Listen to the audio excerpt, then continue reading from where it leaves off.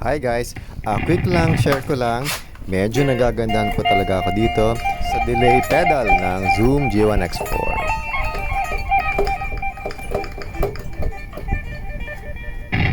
Kahit po yung grounded na wire ay maganda.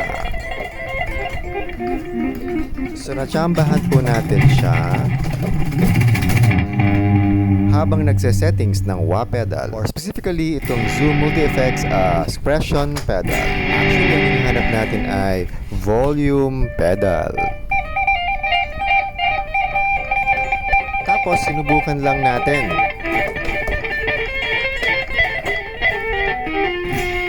Yung delay pedal after pa ng pitch pedal.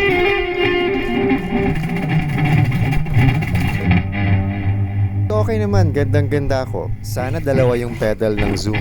Maganda naman yung bass, pero for me, pinaka-okay yung delay na ginamitan ng tapping effect dito sa treble strings, yung manipis na strings.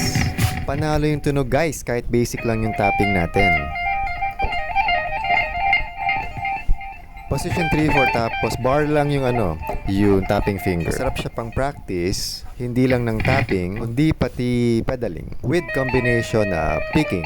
Parang ang dami ng tunog, parang nasa stars.